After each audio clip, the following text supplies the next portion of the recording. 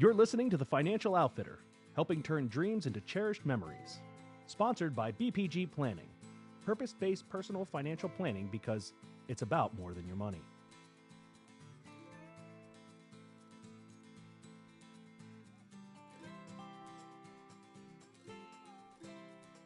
Hello, everyone, and welcome to another episode of the Financial Outfitter podcast, where we believe that the sporting lifestyle holds the remedies to what ails the human spirit in the modern world.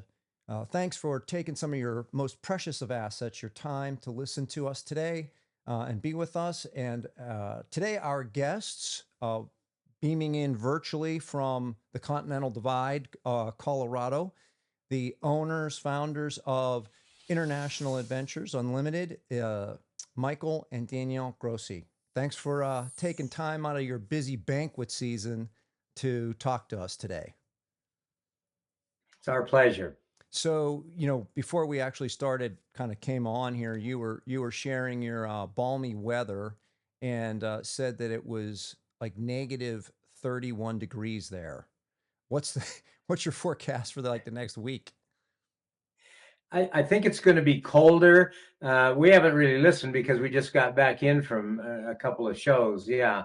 The sun is shining out there right now with no wind. So even though it's below zero now and forecasted 25 to 30 below tonight, it's okay. And we're used to it at 8,000 feet. Yeah. I mean, not a whole lot of people actually are living at 8,000 feet. That definitely has an impact on your climate. So, the two of you own and operate an outfitting and guide service, and you've been doing it for a long time. So for our listeners that aren't familiar with you, I think a little bit of value in terms of how long you've actually been doing it, and maybe a couple of examples of where you've been outfitting, and then we'll kind of narrow it down to a recent shared experience. We started International Adventures Unlimited actually 47 years ago with the goal to have a presence on all 6 continents, which we have done. We slowed it down a little bit right now, but we were very active. We hosted about 700 people a year, again, on all 6 continents. We had a ranch in South Africa. We hunted in Mozambique and Botswana.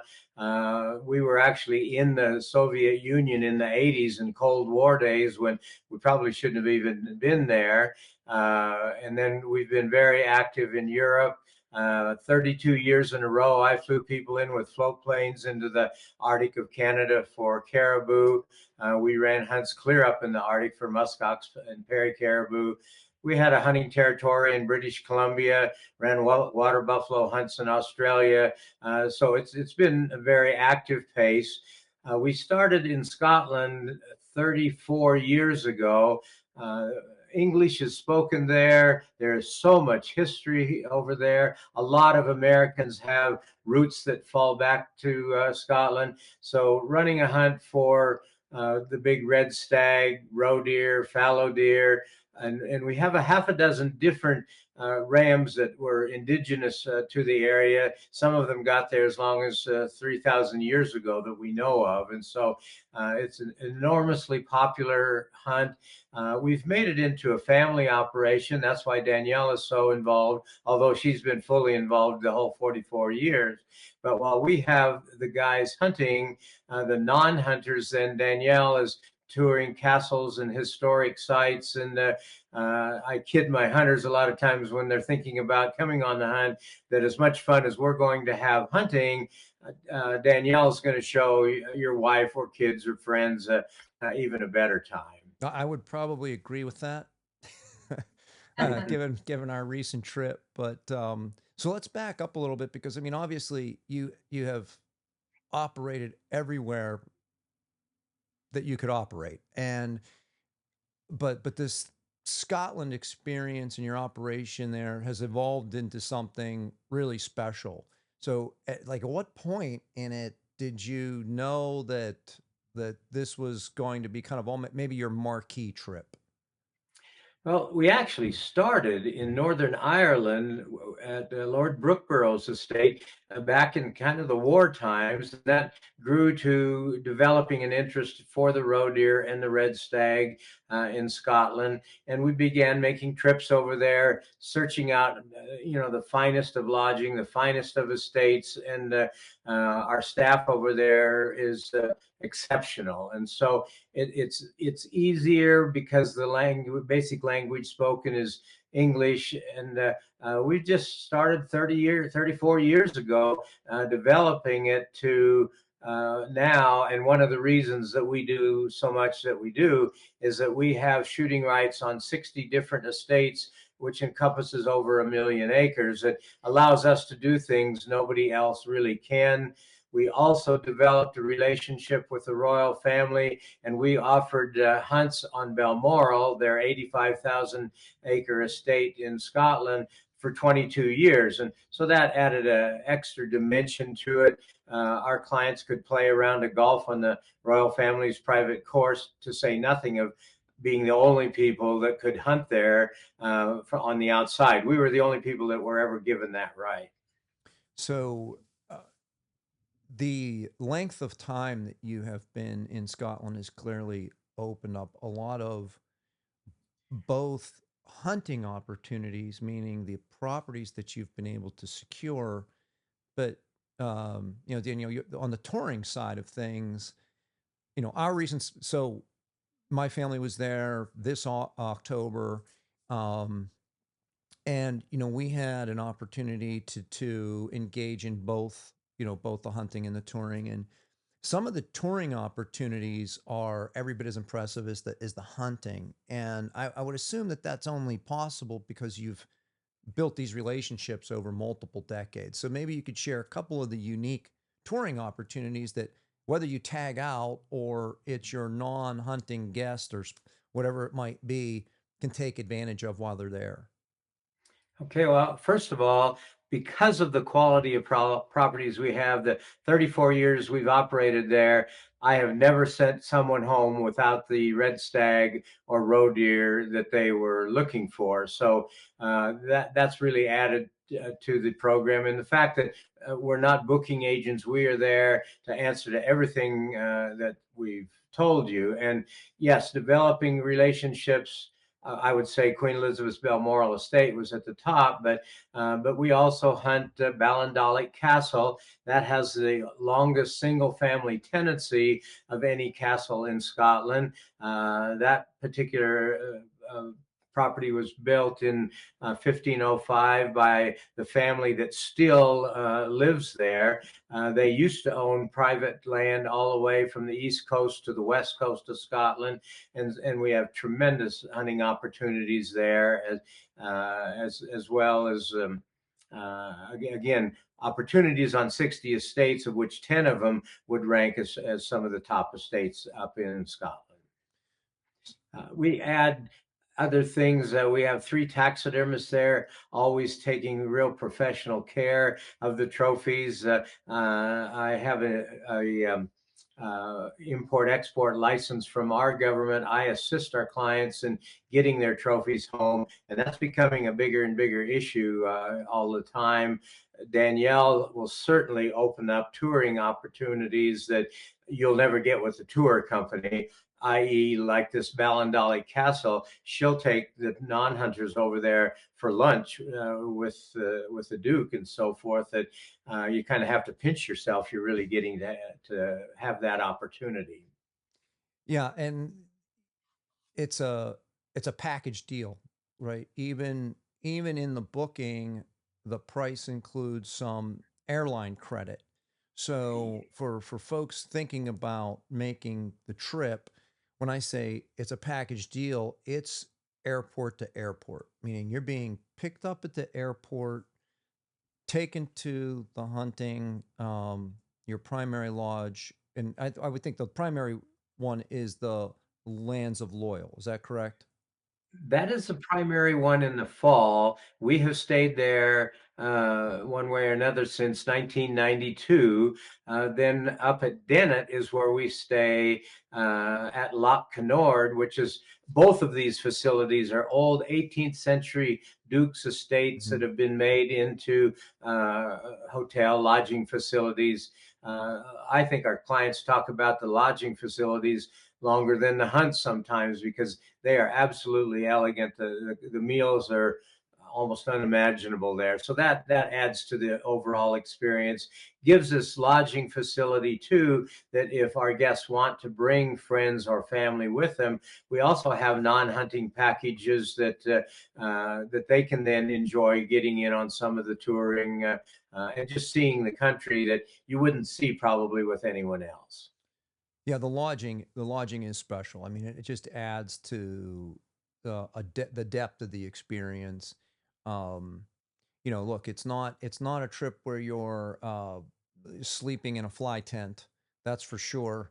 Um, you know, Comfortable, yes. And what's nice is that everyone, to the extent that schedules allow it, the two of you have done a nice job of coordinating things so that everyone can kind of be together in the evening, have dinner together, share their day's experience, whether that's, you know, hitting balls at St. Andrews or stalking free stag. And that really just makes for an incredibly unique experience.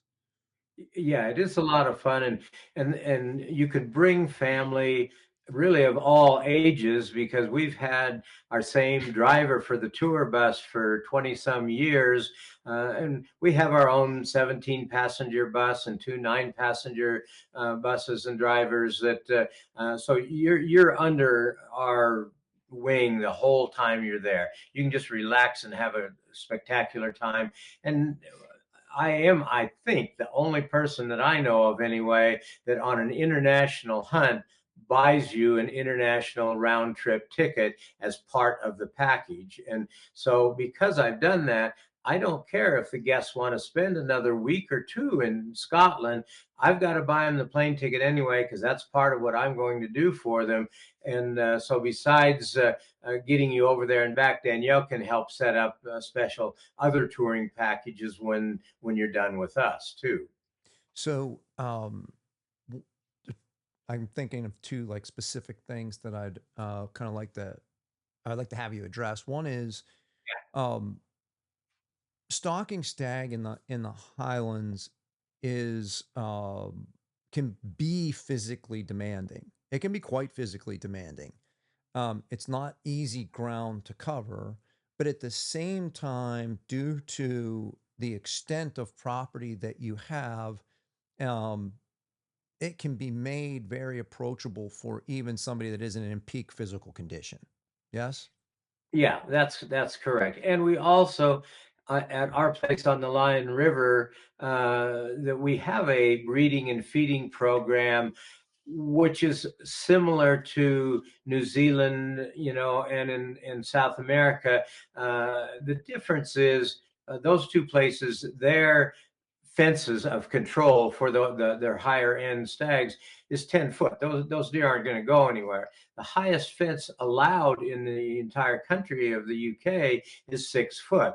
So I have to keep my big deer around by just keeping the food and the girlfriends better on my side of the fence. And so our big stags or estate stags also can present themselves with a much more challenging hunt.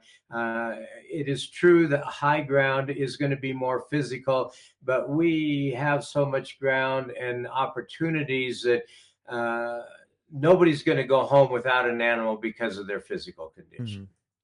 Well, I had the opportunity to, and you could probably tell me better than I can say for myself where I even was when I was when I was hunting my stag. But um, we had some vertical to deal with, and I couldn't have been more satisfied with the total experience in terms of getting out there, being in the elements, obviously, because the weather's constantly changing, and the um, the topography, and the way the whole the way the whole hunt developed over a period of 2 days. So I was fortunate enough to take a stag on the second day, but uh, plenty of animals to see. That's for sure. You're not there's no shortage of animals to see. It's really a matter of the wind seems to be everything because there's not a whole lot of cover, and if you can cover ground, your chances of success are very high. That's right. And we have the equipment and the ability, if a person is older or is having a little harder time, we're still going to make it happen. Like I say, in 34 years, nobody's gone home uh, without their trophies. Yeah. So, um, Danielle, on the road deer hunts, totally different time of year. Obviously, that's not what I experienced. We were there for stag. My brother and I hunted stag in the fall. Is the touring package completely different, or do you hit a lot of the same places? The touring package in the spring is completely different. Hmm. Just because we have a lot of people that come on the red stag hunt Mm-hmm. and say, oh, we had so much fun and this was so easy to do. We want to come back to Scotland, but they might want to hunt another species. Mm-hmm. So we have designed the packages so that they are completely different. I would say that during the fall, we hit some of the really big, iconic, like St. Andrews, the William Wallace Mm-hmm. Monument, the Stirling Castle. We go into the Highlands to Blair Castle, which is, what is that, 60,000 acres? Yeah, And yeah. it's just it's a huge estate. And In one of our estates is Invercalled. That's 157,000 acres. So, Wow. Yeah. we go over a huge area. Yeah. And so then in the spring, I would say it's almost a little more intimate, the castles that you get to go to. We go over to Dunnottar Castle, which is right on the east coast. It is surrounded by the North Sea on all sides. There's a little isthmus that you walk across, and it's where they saved the crown jewels from Oliver Cromwell. Wow. We go to castles that have beautiful gardens. Like Mike said, when you go to Ballindollig Castle, usually the Duke and Duchess are actually on location. We've had special private tours for our own guests there. So we have been able, and then the last day we go to Balmoral, which we've been able to go in before the gates even open. I know some of the little secret honey holes to take people that you wouldn't see as a normal tourist. Mm-hmm. So we've been able, because we are concentrating on developing relationships, whether it's our hunters and their guests, or our landowners, or the people at the castles, even. We have been developing those relationships for 34 years. And so, what I love for people to say when they've finished with me is, wow, that was an opportunity I wouldn't have had if I didn't know you. Right. So Yeah. that's kind of our goal. So I mean, that's really good information for some of the folks that I know that have been over there to hunt stag with you. That's a primary draw, but it did enjoy the experience so much that they'd like to go back. But knowing that they can do something both on the hunting side and on the touring side that's completely different is great. Because in the fall, Mike, you've got your red stag, you've got which is primarily what, September really is the prime time, and then I would think, September and October, yeah, yes. Uh-huh. and then your fallow deer probably their rut's really getting going a little bit later, say October. Um, Roe deer, not so much that time of year. They're starting to drop their antlers. But then, of course, you said your rams are, you can hunt them that time of year. Yes, the Soye ram came across. I'm just going to give you briefly a land bridge when Scotland was actually touching mainland Europe, and we have the Hebridean Islands on the northwest coast of Scotland, and we have the Hebridean ram. That's another one that's available. The Raka sheep were almost extinct about 80 years ago. Poland and Estonia took them in and put them in on some of their refuges, and they did very well. And about 15 years ago, they let Craig Boddington go in and harvest one. That took them off the endangered species list. And now we have built a herd of over 100 of these Raka rams. And they have some, what do they call, not prehistoric goats? Primitive goats that 3,000 years ago, the Vikings were sailing their ships up and down the west coast of Scotland, trying to figure out what they're going to do and where they're going to go. And anytime you had these big ships that were moving around, they always had some protein with them. Well, they had these old goats on the ships, not only the Vikings, but the Romans 3,000 years ago. And so there's some of these islands that still have some of these old goats on there. And ironically, one of my landowners inherited one of those islands. And now we have a program where you can go over and harvest one of those goats. So it's pretty exciting. There's trophies there that you're probably not going to have unless you come with us, in other words. So how about the road deer hunt takes place what time of year? That's a spring hunt. It's the only deer in the world that actually and legitimately ruts in the spring. So they're mating and rutting in May and June, and maybe a little bit into July. But the embryo doesn't implant and start developing until the fall. So the young are born at the same time in the spring, but with the roe deer, just as soon as the young are born, they go back into the rut, like getting ready for the next year. You mentioned as far as the roe deer losing antlers, they do, but up until really the last couple days of the hunt, we can find roe deer that still have their antlers. And then we have the wild fallow. In fact, where you stay is only 12 miles from the center of the best roe deer, fallow deer hunting in all of Scotland. Then we have some places where we have what Safari Club calls the estate bucks, and those are a step bigger. And last year we acquired the herd down in England, where the world's record has come from. And I'm telling you, we have the biggest fallow deer you're going to ever see as part of this, but at a fraction. And our big stags too are a fourth or less than what you're going to pay any place else for a comparable trophy. Wow. So, and I've shared this with multiple people since I've come back from the trip with the two of you, and I think for a lot of folks, particularly like in Western Pennsylvania here, where deer hunting is king, right? It's the number one sport in terms of hunting pursuits. That you can't get anywhere from Pittsburgh. We're not a hub from a airline standpoint. So our only international flight is from Pittsburgh to Heathrow. Well, it's pretty easy to get from London to Scotland, but when you leave Pittsburgh and you land in Heathrow, you're within driving distance of like 6 different species of deer.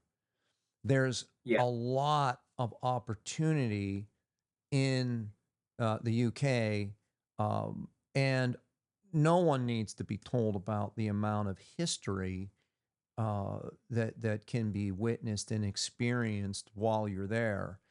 And again, you said it. There's no language barrier. I mean, I've been on hunts where I've spent 6 days just sign language.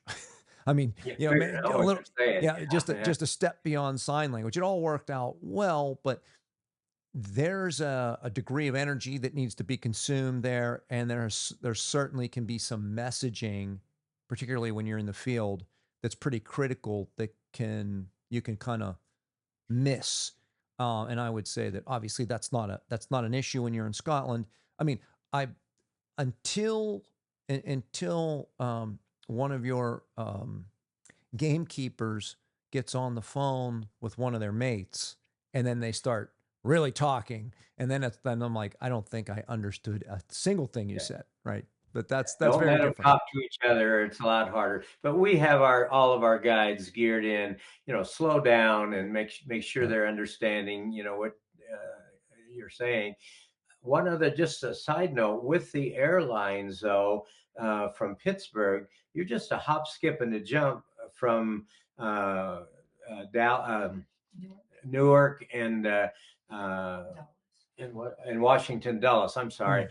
They both have direct flights right in to Edinburgh, No. so you can skip Heathrow, and now it's only about a 5.5 hour direct flight into Scotland. You're somewhere you're going to have to take a jump, either from Heathrow to Edinburgh or go Pittsburgh to Newark or one of the airports there, which United and American and Delta, all three will fly you right into Edinburgh.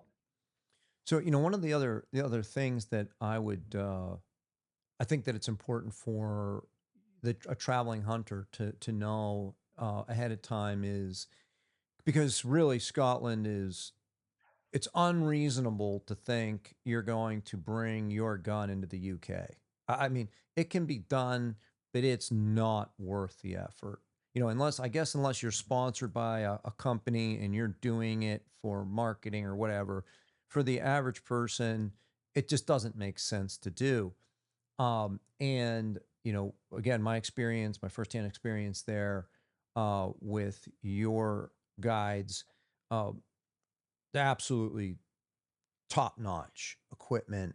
I mean, I harvested my stag at 300 plus yards, and I was using a caliber I was familiar with, 6.5 PRC, and it was pouring down rain when we did it, and everything was flawless. And the same thing with my brother's experience is that there was just no concern about the quality of the equipment that we were using.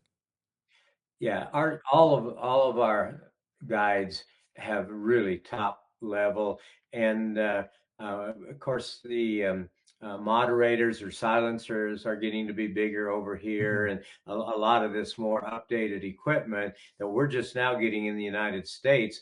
We actually had that 20, 30 years ago. We would get them from countries where it was legal in Europe.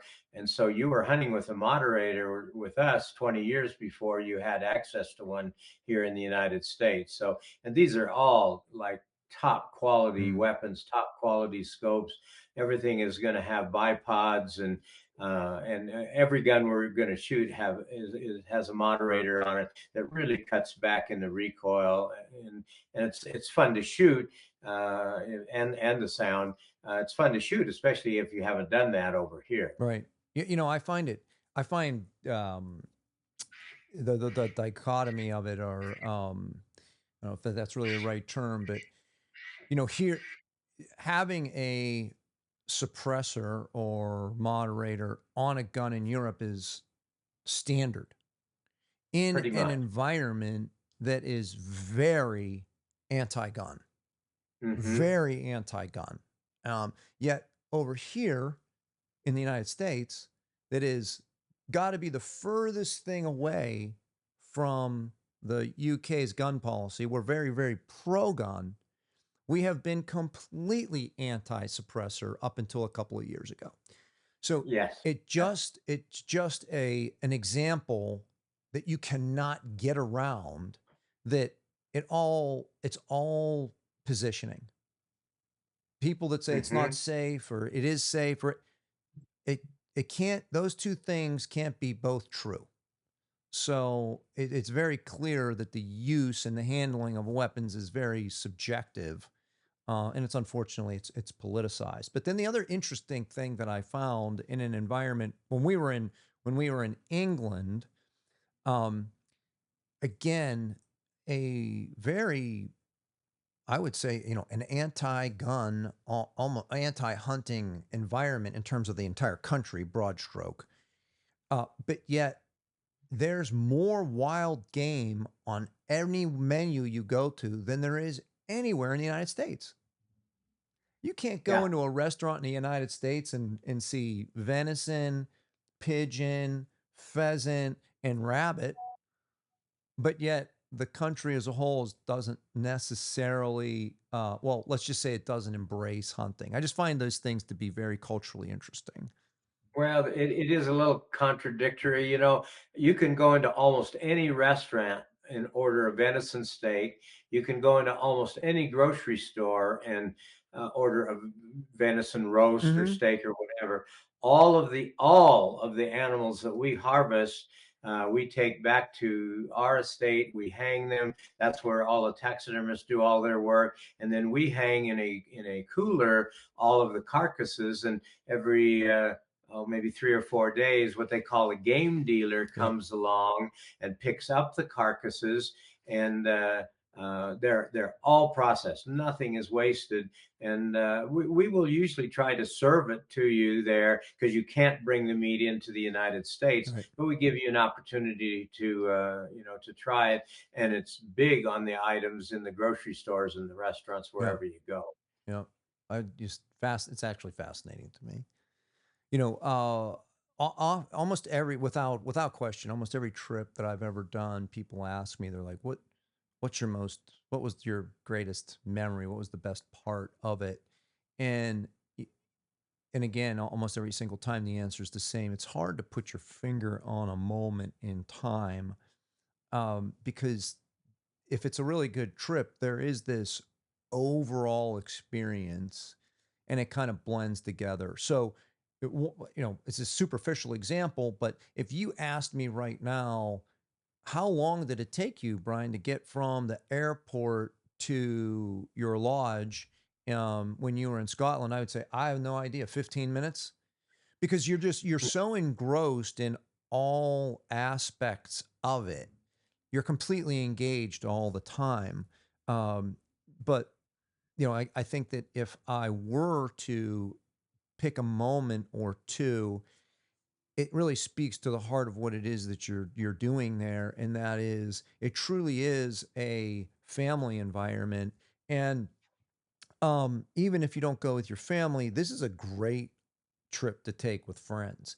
But this was the very first time that my brother ever hunted out of the United States. A matter of fact, it's the first big game animal he ever harvested that wasn't a white-tailed deer.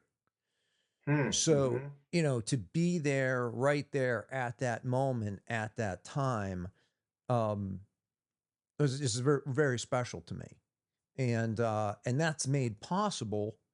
That was really made possible by the fact that he was able to bring his daughter. So my niece was able to be there. And then that was a great reason, to have my mother there. So it's like this whole thing that comes together and becomes something much greater than the hunting experience at multiple levels. And to witness their enthusiasm that I would say matched mine and my brothers. We would come in from hunting, they would come in from going someplace that I might never see, you know. And it all blends together to say, man, it's almost impossible to put your finger on a moment in time. But if I was forced to, I would say it was when my brother took his first international big game animal. So Yeah, you definitely yeah. have put something special together there, and I'm definitely encouraging more people to take advantage of it. Well, and the thing that, again, we have our own transportation, our own drivers. And so if we Hmm. have a group there that has a particular interest, we're not like the tour buses. They have to go point A, point B, point C. If we get up one morning and everybody would like to go over to the North Sea, that, well, we're going to go there, or they're antique buffs. We'll take them to antique shops, so we can make sure that the touring lets them see the things they really want to see. Yeah, yeah, it's a great experience. Makes for an overall great experience. Can you think of any other specific things that we would want to touch on? Is there anything that the two of you would like to specifically add? We're Well, I gonna think, obviously we're gonna cut this little section out. We're just kind of we're figuring out what we want to tie in or wrap up. well, what we're in the process of doing right now for both the spring and the fall hunt, we have what we call our preparation packets.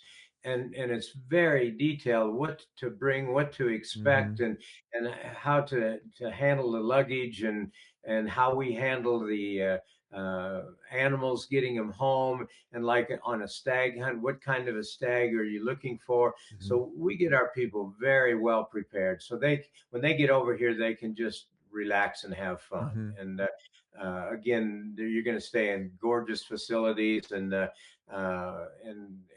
be with us. You're under our control the whole time. Yeah, there was you have a pretty robust package that you send people. It really does cover Yeah. pretty much I everything. inundate you with paperwork. Yes, yes. I was like, okay, I got it. I got it.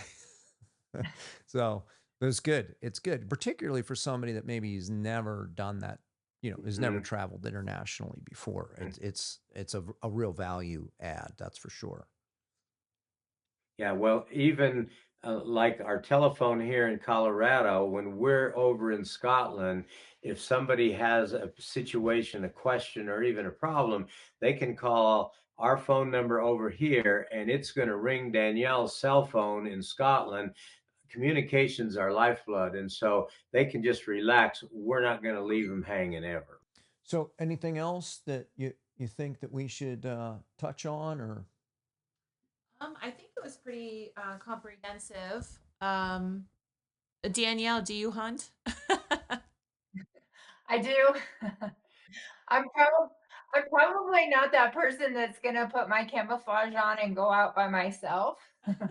However, it's a way for me to connect to my family, and it always has been.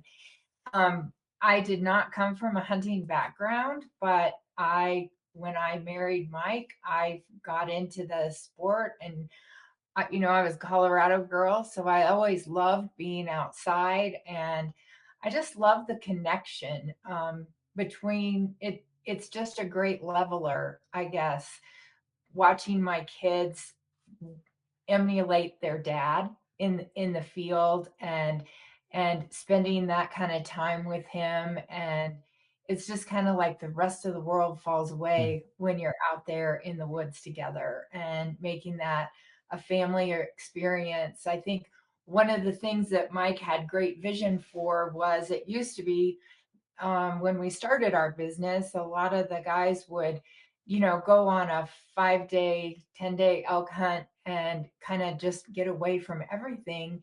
And he saw that the trend was changing to where families actually wanted to be part of the outdoors, be part of the trip, be part of the experience, and have maybe a little less time totally hunting, but having an opportunity to put it all together for the whole family. And I think that that was a great niche for us from the very beginning. Mm. When you think about starting this 34 years ago and bringing non-hunting guests over, I think that was kind of cutting edge at that point. Yeah, you see it as an increasing trend, but I would even say when I went on my first kind of big trip, that it's become more popular even in the last, say, 7 to 8 years. Mhm. Um, Mhm. do you get many female hunters? We do. And Mike has always embraced having female hunters. I can remember back when we started with bear hunting in Colorado, he would always say, the women hunters are keen. They're very good hunters as well. And so yeah, I think it's nice when you have a husband who's used to a wife that hunts, Mm-hmm. and younger people bringing, all four of our kids hunt and our grandkids hunt. And so I love the way Mike describes it, because he's like, when you have that kid on your lap for the first time, and they've got the rifle up and the deer's in front of them, and their heart's just beating out of their chest, and you can feel it through their clothes. Like, that's the kind of enthusiasm he's kept for 47 years in Mm-hmm. this business. It's the memories. I mean, Danielle's being humble. She hunts deer and elk here in Colorado all the time, and she'll show you Boone and Crockett bears and Cape buffalo from Africa. So she's not a fanatic about it, but she does like to hunt. I think that little example is really, really important. And I'll share another personal experience. I booked a hunt. I'm not going to say where, and I won't say with who, but I said, what about non-hunting guests? And they were like, oh yeah, not a problem. I said, what about, your significant other? Yeah, not a problem. Yeah, you can do this, you can do that. And that was not the case. So, you fly halfway around the world and you end up in a place where you're going to be there for 5, 6 days, and something isn't the way you thought it was going to be, and even less so. Um, that person will never be on a podcast of mine. It's just not. If you're booking a hunt and you're going to take a non-hunting spouse or anyone that's not hunting, you really need to ask detailed questions in terms of what is available to do and how long they've been doing that. You don't really need to ask the two of you about that, because you get it. You get it in a colored brochure when it comes to you. But I think it's important for people that, not every camp is created equal.